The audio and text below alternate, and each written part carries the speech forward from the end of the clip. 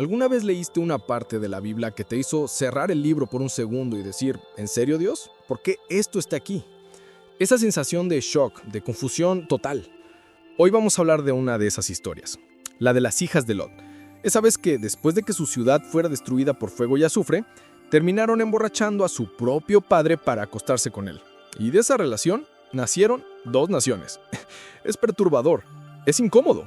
Y si eres como yo, la primera vez que lo lees piensas, ¿por qué diablos esta historia está en la Biblia? ¿Qué se supone que debo aprender de esto?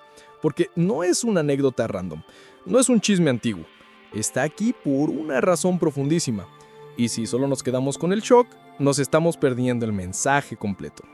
¿Estás listo para ir más allá de la primera impresión y descubrir la advertencia brutal que Dios escondió en este pasaje? Porque no se trata solo de lo que ellas hicieron, se trata de la cadena de decisiones que llevó a ese momento. Y te prometo que cuando veas el panorama completo, nunca más volverás a leer la Biblia de la misma manera. Quédate, porque esto es más profundo de lo que parece. Para entender lo que pasó en esa cueva, con ese vino y ese padre borracho, tenemos que retroceder. Tenemos que salir de la cueva y viajar atrás en el tiempo. Porque lo que pasó allí no fue un accidente, no fue un qué casualidad tan terrible. Fue la consecuencia final, el fruto podrido, de una cosecha que se plantó muchos años antes. Y para ver la planta, tenemos que mirar la semilla. Y la semilla se llama Abraham. Bueno, en realidad la semilla se llama Tera, el papá de Abraham. Pero nos vamos a centrar en Abraham, que después Dios le cambió el nombre a Abraham. Dios llama a Abraham y le dice, sal de tu tierra, de tu parentela, de la casa de tu padre, y vete a la tierra que yo te mostraré. Es un llamado radical, a separarse, a salir, a ser diferente. Y Abraham obedece, pero a medias. Dios le dijo, sale tu parentela, pero Abraham se lleva a su sobrino Lot. Lot no era parte de la promesa, era un añadido, un por si acaso, un familiar al que tal vez Abraham le tenía cariño, no lo sé. Pero la orden era clara, separación. Y desde el principio vemos una pequeña desviación, una concesión, bueno, pero solo ¿Te suena? Esas pequeñas concesiones que hacemos pensando que no pasará nada. Es el primer eslabón de una cadena. Avancemos un poco. Abraham y Lot se hacen súper ricos. Tienen tanto ganado, tantas ovejas, tantas tiendas, que la tierra no da abasto para los dos. Y entonces empiezan los problemas. Los pastores de Abraham y los pastores de Lot se pelean. Y Abraham, siendo el hombre de Dios, el que recibió la promesa, toma una decisión. En lugar de decir Lot, Dios me dijo que te trajera, pero esto ya no funciona, es mejor que tomes tu propio camino, lo que hace es darle a Lot la opción de elegir primero. Le dice, no haya pleites entre nosotros. Si tú vas a la izquierda, yo iré a la derecha. Si tú vas a la derecha, yo iré a la izquierda. Suena noble, ¿verdad? Suena como un gesto de paz. Pero en realidad era delegar la dirección divina en las preferencias humanas. Abraham le está dando la elección a la carne. ¿Y Lot qué hace? Lot alza la vista y ve toda la llanura del Jordán. Y la Biblia dice que era bien regada, como un jardín de Dios, como la tierra de Egipto. Era fértil, era rica, era hermosa. Era lo que cualquier hombre en sus 5 sentidos elegiría. Y la Biblia añade una frase clave, justo antes de que Lot elija. Esto fue antes de que Dios destruyera Sodoma y Gomorra. O sea, el narrador ya nos está dando un spoiler. Nos está diciendo, oye, lo que parece maravilloso a los ojos, en realidad es un lugar condenado, un lugar que está a punto de ser destruido. Pero Lot no lo sabe. O sí lo sabe en el sentido espiritual, pero lo ignora. Él ve y elige con los ojos de la carne. Elige lo que se ve bien, lo que promete prosperidad, lo que parece la mejor oportunidad. Y la Biblia dice, con una oración devastadora, Lot alzó sus ojos y vio. Es la misma frase que usaron Adán y Eva cuando vieron el fruto. Es la mirada que se fija en lo que el mundo ofrece, ignorando lo que Dios ha prometido. Y entonces Lot plantó sus tiendas hasta Sodoma. No entró de una, fue acercándose, poco a poco. Ahora vamos a pausar aquí, porque este es el momento crucial. La decisión de Lot no fue voy a ser un hombre malvado, fue voy a donde está la oportunidad. Fue una decisión práctica, económica, basada en la lógica humana, pero espiritual y moralmente fue un desastre. porque la Biblia dice claramente que los hombres de Sodoma eran malos y pecaban enormemente contra Dios. Lot sabía lo que se estaba acercando, pero la prosperidad, la tierra fértil, el estilo de vida, lo cegaron. Y esto es tan relevante para nosotros hoy. ¿Cuántas veces elegimos la tierra bien regada en nuestra vida sabiendo que espiritualmente es un desierto? Elegimos el trabajo que nos paga más, aunque nos aleje de la iglesia y de nuestra familia. Elegimos la relación que se siente bien, aunque sabemos que no honra a Dios. Elegimos la comodidad, aunque signifique comprometer nuestros principios. Lot es el retrato de todos nosotros cuando priorizamos el bienestar material sobre la salud espiritual. Y lo peor es que no nos damos cuenta de la pendiente resbaladiza en la que nos estamos metiendo. Al principio solo plantamos las tiendas hacia Sodoma, después damos un pasito más, y otro, hasta que un día, sin casi darnos cuenta, estamos viviendo dentro de la ciudad. Hemos normalizado el pecado a nuestro alrededor. Y eso es exactamente lo que le pasó a Lot. Si saltamos al capítulo 19 de Génesis, ya no lo encontramos en una tienda de campaña en las afueras. Lo encontramos viviendo dentro de la ciudad de Sodoma. Y no solo viviendo, sino sentado a la puerta de la ciudad. En la cultura de ese tiempo, sentarse a la puerta significaba que eras alguien importante, un juez, un líder de la comunidad. Lot se había integrado. Se había vuelto un ciudadano respetable en un lugar que Dios mismo describía como corrupto hasta la médula. Aquí está el problema. Lot nunca perdió su salvación, por así decirlo. La segunda carta de Pedro lo llama aquel justo Lot que estaba angustiado por el pecado que veía a su alrededor. Pero su testimonio, su influencia, su capacidad para proteger a su propia familia, eso estaba completamente neutralizado. Él era justo en su corazón, pero su vida estaba tan enredada con el sistema de Sodoma que cuando llegó el momento de la verdad, casi nadie lo escuchó. Sus yernos pensaron que estaba bromeando cuando les dijo que huyeran. Su esposa no pudo despegar su corazón de la ciudad. Sus hijas habían crecido en ese ambiente, absorbiendo sus valores torcidos. Lot salvó su alma, pero perdió casi todo lo demás. Y esta es una advertencia brutal para los creyentes que piensan que pueden flirtear con el mundo sin que les afecte, que pueden ver lo que quieran, escuchar lo que quieran, participar en lo que quieran y mantener su fe intacta en un rinconcito privado de su corazón.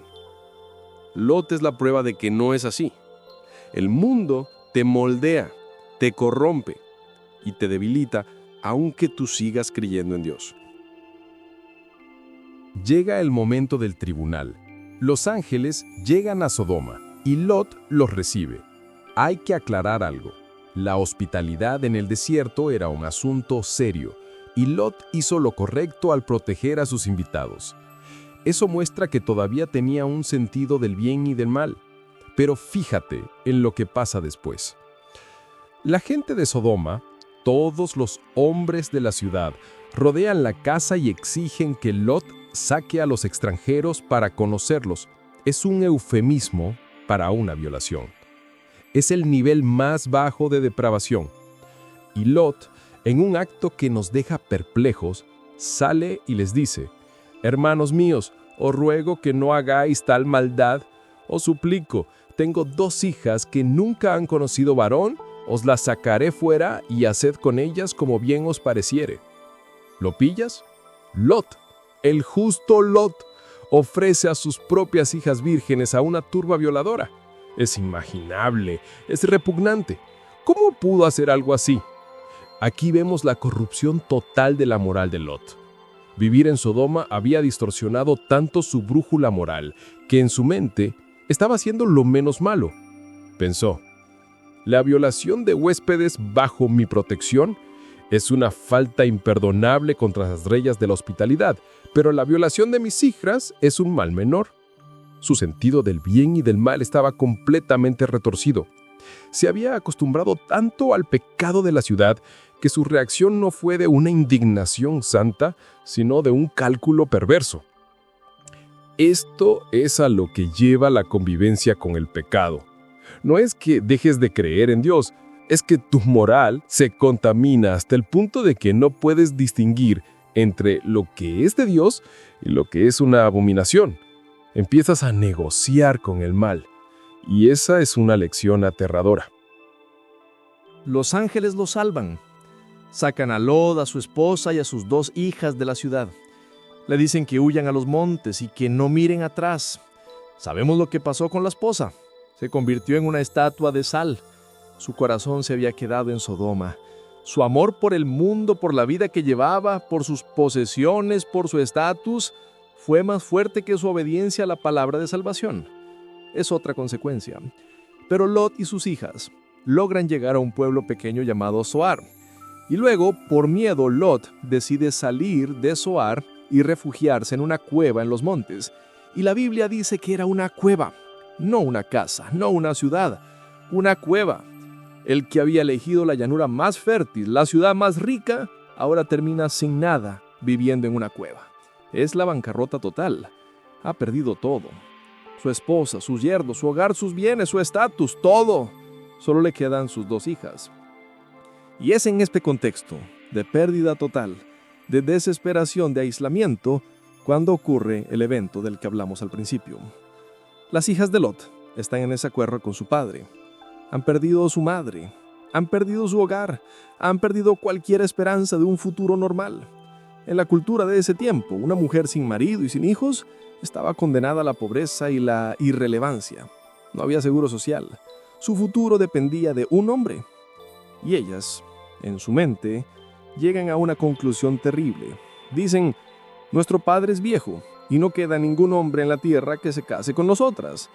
Venid, demos de beber vino a nuestro padre y durmamos con él para que conservemos descendencias de nuestro padre. Y lo hacen. Embriagan a su padre 2 noches seguidas y cada una se acuesta con él sin que él se diera cuenta. Y de esas relaciones, ambas quedan embarazadas y dan a luz a 2 hijos, Moab y Ben-Ami, que se convirtieron en los padres de los moabitas y los amonitas, naciones que después serían enemigas acérrimas de Israel. Ahora, la pregunta del millón. ¿Por qué? ¿Por qué hicieron algo tan horrible? Y más importante, ¿por qué Dios permitió que esta historia quedara registrada en la Biblia? La respuesta no es justificar su acción. Lo que hicieron fue un pecado grave, un incesto, punto. Pero entender el por qué nos revela la profundidad de las consecuencias del pecado. Estas chicas no nacieron siendo monstruos. Fueron criadas en Sodoma. Crecieron en una sociedad donde la sexualidad estaba divorciada de lo sagrado, donde los límites morales estaban rotos. Su visión del mundo estaba deformada. Para ellas, esta no era necesariamente una acción malvada en el sentido en que nosotros la vemos. Era una solución práctica a un problema existencial. Era desesperación mezclada con una moralidad distorsionada. Ellas asumieron que el mundo entero se había acabado. Dijeron, no queda ningún hombre en la tierra. Era una exageración, por supuesto, pero reflejaba su estado mental de completo aislamiento y desesperanza. No confiaban en que Dios pudiera proveer para ellas en la cueva. Su padre, que debía ser su líder espiritual, su protector, las había fallado. Las había llevado a Sodoma, había permitido que se criaran en ese ambiente, y luego las había llevado a una cueva sin futuro. La acción de las hijas de Lot es el fruto final y podrido del árbol que Lot plantó el día que decidió dirigir sus pasos hacia Sodoma. Es la consecuencia de una vida de compromisos, de elecciones basadas en la comodidad y no en la fe, de una moralidad diluida por el mundo. Y aquí está el clímax de toda la historia, el momento clave que no podemos perder. La Biblia no condena explícitamente a las hijas en este relato. Tampoco justifica su acción, simplemente lo narra. Y al hacerlo, nos está mostrando algo devastador. El pecado no solo te afecta a ti, sus consecuencias se extienden como ondas en un estanque generación tras generación. Lot eligió la llanura verde. Esa elección lo llevó a Sodoma. Sodoma corrompió su moral y la de su familia. Esa corrupción lo llevó a la destrucción de su hogar y a la muerte de su esposa. Esa desgracia los llevó a una cueva. Y en esa cueva, la mentalidad de Sodoma, la mentalidad de resolver las cosas por mis propios medios, sin Dios, floreció en su forma más grotesca. Moab y Amón, los nietos de Lot, nacieron de una relación incestuosa y se convirtieron en naciones que constantemente hostigaban a Israel, que les tentaban a adorar dioses falsos que representaban todo lo contrario al pueblo de Dios. La mala elección de un hombre hizo eco resonancias durante siglos. Esto es lo que el apóstol Pablo quiso decir cuando escribió: «No os engañéis, Dios no puede ser burlado, pues todo lo que el hombre sembrare, eso también segará». Lot sembró compromiso con el mundo y cosechó la destrucción de su familia. Es una ley espiritual tan real como la ley de la gravedad. Entonces, ¿cuál es la conclusión? La moraleja de esta historia tan incómoda no es no te acuestes con tus hijas. Eso es obvio. La moraleja es mucho más profunda y aplicable a cada uno de nosotros. Es una advertencia solemne sobre las decisiones diarias aparentemente insignificantes que tomamos. Es sobre la pendiente resbaladiza. La historia de Lot es la historia de un hombre que, paso a paso, fue cediendo terreno, que no dijo: un día voy a vivir en Sodoma y perderlo todo. Empezó mirando, después se acercó, después se mudó, después se integró y al final la ciudad lo devoró a él y a todo lo que amaba. La cueva y el incesto fueron solo el final lógico de ese camino. Dios nos está diciendo: mira lo que pasa cuando decides seguir tu propio criterio en lugar del mío. Mira lo que pasa cuando la lógica del mundo contamina tu fe. La salvación de Lot no se perdió, pero su vida fue una tragedia. Y para nosotros, la aplicación es clara. Examina tu vida. ¿Hacia dónde estás dirigiendo tus tiendas? ¿Qué Sodomas se están atrayendo con la promesa de prosperidad y comodidad? ¿En qué áreas estás negociando con el mundo pensando que puedes controlarlo? ¿Tu carrera? ¿Tus relaciones? ¿Tu entretenimiento? ¿Tus finanzas? Esta historia es un grito de alerta para que revisemos nuestra dirección. Porque los pequeños compromisos de hoy son las grandes tragedias de mañana. Lot es el ejemplo de que puede ser salvo, pero vivir como un derrotado. Y Dios quiere para nosotros una vida de victoria, no de cuevas y de vergüenza. Si este mensaje te llegó hoy, si resonó contigo y sientes que hay áreas en tu vida donde te has estado acercando a tu propia Sodoma, donde has estado eligiendo la tierra bien regada en lugar de la tierra de la promesa, entonces tienes que tomar una decisión. Hoy, ahora, da media vuelta, sal de allí, no mires atrás. La misericordia de Dios es nueva cada mañana. Y siempre hay oportunidad de empezar de nuevo, de volver a los montes, al lugar de dependencia de Dios. No dejes que tu historia termine en una cueva. Elige hoy la obediencia radical, aunque no parezca la opción más lógica o próspera a los ojos del mundo. Porque la lógica del mundo te lleva a la cueva. La fe te lleva a la promesa. Y sabes, todo esto de las decisiones y las palabras que conforman nuestro destino, eso me recuerda algo vital. A veces, con nuestra propia boca, podemos estar saboteando todo sin darnos cuenta. De hecho, hay un video que hice que habla justo de esto. Se llama «Tu adoración podría ser un insulto para Dios», y esta es la razón. Porque igual que las decisiones de Lot tuvieron un eco por generaciones, Proverbios 18:21 dice que la muerte y la vida están en el poder de la lengua. Y no es una metáfora bonita, es una ley espiritual.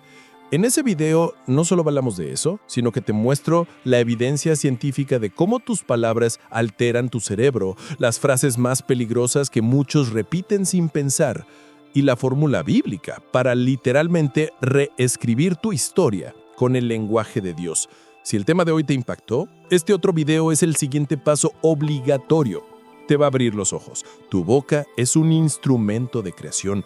Te recomiendo mucho que aprendas a usarlo.